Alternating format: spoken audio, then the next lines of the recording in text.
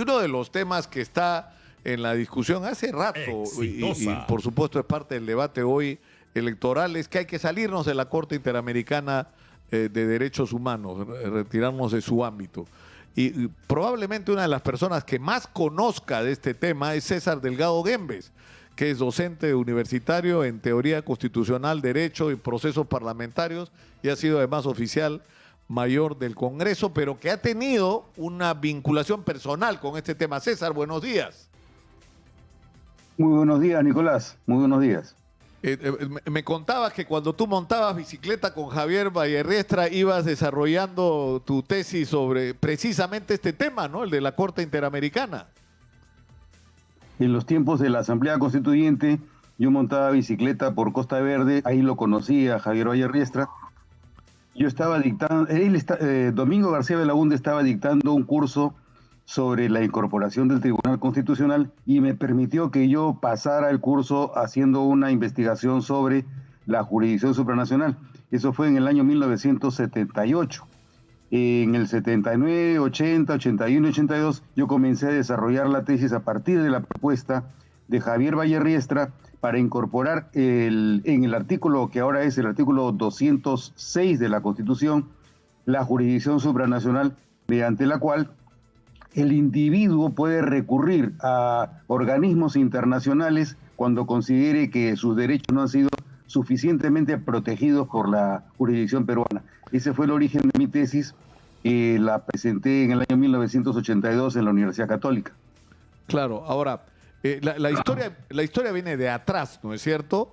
Es decir, en el gobierno de Morales Bermúdez, inicialmente se decide suscribir el Pacto de San José, ¿no es cierto? Es decir, aceptar Así es, eso fue reglas digamos, ciertas normas que debían ser incorporadas a la legislación y a los procedimientos en Perú. Eso es un primer capítulo, ¿no es cierto? Si tú puedes resumir eso fue la secuencia. Fue en el año 1977 y luego con la constituyente se ve el caso y se señala, bueno, si eso lo ha hecho un gobierno de facto, lo que corresponde, ahora que entramos a una situación vinculada al Estado de Derecho, al Estado Constitucional de Derecho, tenemos que revisar ese tipo de actos y convalidarlos o descartarlos. Pero con la tesis que tenía el señor Javier Vallerriestra, obviamente el proceso era ir hacia adelante y convalidar jurídicamente lo que ya había hecho previamente el gobierno de facto en esa época de Morales Bermúdez. Claro, pero se da un paso más, es decir, no solamente suscribimos el pacto y nos comprometemos a cumplir en nuestra legislación y en nuestra conducción como país ese marco, sino que además aceptamos la jurisdicción, ¿no es cierto?, de la Corte para intervenir, es decir, como tú dices, que un ciudadano que siente que sus derechos no han sido respetados, no ha tenido el debido proceso, o sea, cierto marco, ¿no es cierto?, se han violado de alguna manera sus derechos, puede recurrir a la Corte como instancia. Eso es lo que se incorpora, ¿no es cierto?, a partir de la restitución de la democracia, digamos. Lo importante son dos aspectos en relación con la jurisdicción supranacional. Primero, el reconocimiento de que ella existe a través del entonces artículo 305 en la Constitución de 1979, pero además se procede también constitucionalmente, eso es lo novedoso, que no lo había hecho el gobierno militar, con la inclusión de la 16ª disposición general y transitoria en la que se reconoce el Pacto Internacional de Derechos Civiles y Políticos de las Naciones Unidas, además de su protocolo facultativo, y en un segundo párrafo se ratifica de manera expresa los artículos 45 y 62 del Pacto de San José, en los cuales se producen dos cosas. Uno, el reconocimiento del recurso individual de los ciudadanos para recurrir a la Comisión Interamericana, a eso es el artículo 45, y en el artículo 62 se reconoce la ratificación de la competencia que tiene la Corte Interamericana y el carácter vinculante que tiene para el Perú el reconocimiento de sus fallos y resoluciones. Entonces, son dos aspectos. Primero, el reconocimiento general de los derechos que se advierte en el artículo 305, que ahora es el artículo 206 de la Constitución, y la disposición 16ª en la que se hace el reconocimiento explícito de la Comisión y de la Corte para efectos de los recursos individuales y para efectos del reconocimiento del carácter vinculante de los fallos de la Corte Interamericana. Claro, el tema es el siguiente. Hay una controversia hoy con respecto, en realidad tenemos dos temas en relación a la Corte, ¿no es cierto? Uno tiene que ver con la versión de que la Corte ha acogido reclamos de terroristas y ha sido un instrumento para liberar terroristas. O sea, lo que es cierto es que quienes han recurrido han sido porque no se respetó el debido proceso, ¿no es cierto? Y hasta donde entiendo, no sé si hay algún caso que sea distinto, pero lo que ha ocurrido es que cuando se ha determinado que no se ha cumplido el debido proceso, se les ha vuelto a juzgar, igual se les ha sentenciado y algunos de ellos incluso hasta hoy siguen cumpliendo condena, pero se ha como demonizado, ¿no es cierto? Pero Alan García recurrió a la Corte Interamericana, el propio Fujimori recurrió a la Corte, ¿no es cierto? Exitosa. Cuando tuvieron la convicción de que la justicia peruana les estaba fallando, ¿no?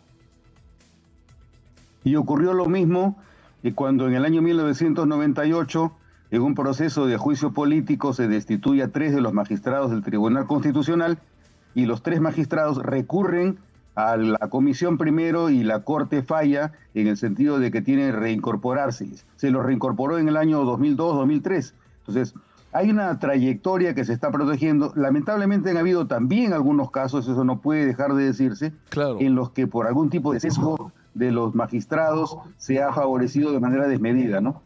Claro, pero también ha habido una falla. Yo he seguido muchos de esos procesos, César, y ha habido una falla de la defensa del Estado peruano, ¿eh? O sea, que no ha actuado con la celeridad y con la seriedad que correspondía. No han estado presentes argumentando, es decir, le han dejado el espacio libre a la otra parte, ¿no es cierto? Ahora, el otro... Ahí el problema ha sido la designación de los abogados del Perú. Ese es el problema, que o no han querido hacer o a propósito se los ha designado para perder el caso. Claro. Ahora, el otro tema es el de la aplicación de la pena de muerte, que nos lleva a una discusión. Es decir, para poder aplicar la pena de muerte en el Perú tenemos que renunciar al ámbito de la Corte, al Pacto de San José, ¿no es cierto? Denunciarlo y retirarnos. Así es. Es cierto. La pregunta es... de acuerdo al Pacto de San José, el Perú tiene un límite, que es lo que se ha previsto en materia de pena de muerte no puede modificarse.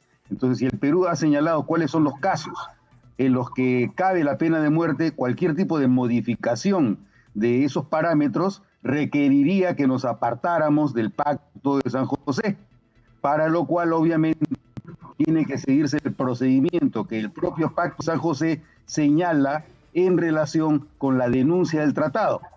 Exitosa. Claro, que es un proceso que demora, entiendo, años, ¿no es cierto? Es decir, no es que decides salirte y te sales, decides el viernes y el lunes ya está afuera. No es así, ¿no? Así no es claro. Ahí dos son los temas que hay que tener presentes. Primero, lo que la Constitución señala sobre el proceso para aprobar y para denunciar un tratado. En la Constitución, en el artículo 56, se señalan los casos en los que el Senado puede aprobar un tratado y que no puede hacerlo el Poder Ejecutivo. Y en el 57, en particular, en el segundo párrafo, se señala que cuando los tratados que ordinariamente debieran ser aprobados por el Senado con la mayoría absoluta del voto de los senadores, en este segundo párrafo del artículo 57 se señala específicamente que si el tratado configura algún tipo de modificación de la Constitución, ese tratado tiene que pasar por el proceso de reforma constitucional.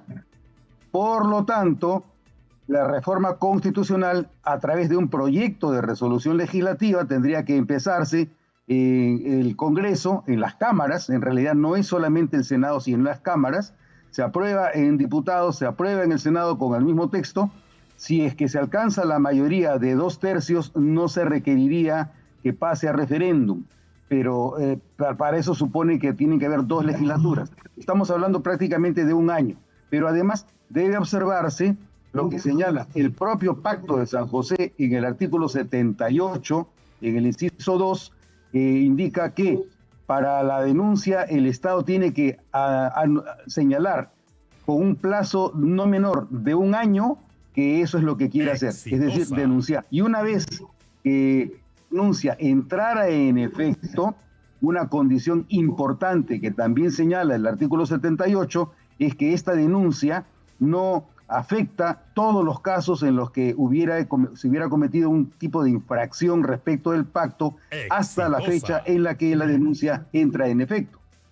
Ahora, para terminar, es decir, se puede corregir el sesgo político en la Corte, ¿no es cierto? Y con un rol más activo del que hemos tenido normalmente. Lo de la pena de muerte, por supuesto que es una controversia que no está resuelta, no es que es la opinión de la inmensa mayoría de peruanos, eso está por verse. La pregunta que yo tengo es, ¿cuál es el perjuicio?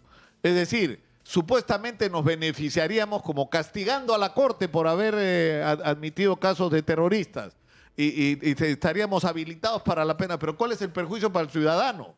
Cuando tenemos un sistema de justicia con los defectos que conocemos y finalmente la Corte es una esperanza de tener a ese nivel una justicia que en nuestro país no tenemos.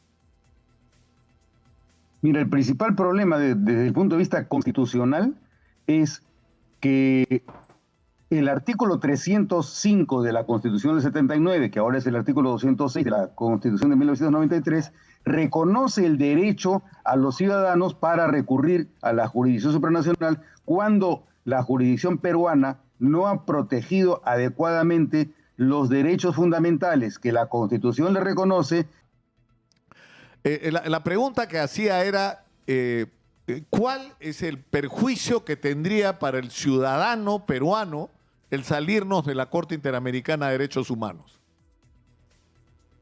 Bueno, en principio el artículo 305 de la Constitución del 79 y el artículo 206 de la Constitución de 1993 reconoce el derecho de cualquier ciudadano cuyos bienes, cuyos derechos, cuyas ventajas hayan sido desconocidas en jurisdicción nacional para recurrir ante tribunales internacionales en búsqueda de la protección de esos derechos insuficientemente reconocidos en el sistema judicial peruano. Entonces, esa es la principal desventaja, y no solamente se trata de un derecho que reconoce la Constitución en el artículo 206, sino además la capacidad que existe para que los organismos supranacionales obliguen al Perú a que se respeten los fallos que estas mismas organizaciones supranacionales, organismos jurisdiccionales, emitan para proteger los derechos. Este es el carácter vinculante que tienen los fallos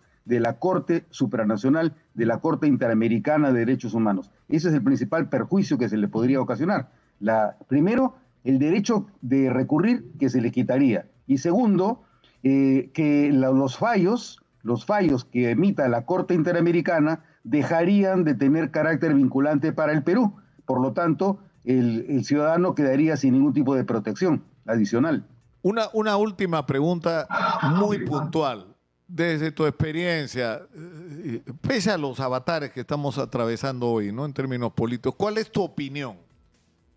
O sea, ¿qué crees que deberíamos hacer frente a este tema de la Corte Interamericana de Derechos Humanos? Mira, no obstante todas las dificultades que se han advertido, muchas de ellas bastante dañinas para el Perú, no obstante todo eso, yo creo que los beneficios son superiores a los costos. Por lo tanto, yo optaría porque se mantuviese el régimen, pero fortaleciendo el sistema de protección de los derechos que el Estado tiene que proteger. Porque también es cierto que cuando el Estado interviene y cree que lo que tiene que hacerse es lo correcto, a pesar de las denuncias que existan, requiere un adecuado sistema de protección de la posición del Estado peruano, cosa que no se ha hecho con la suficiente diligencia, a mi juicio. De acuerdo. César, muchas gracias por atendernos. Muchas gracias, ha sido muy gentil. Muchas gracias a ti, Nicolás. Un abrazo.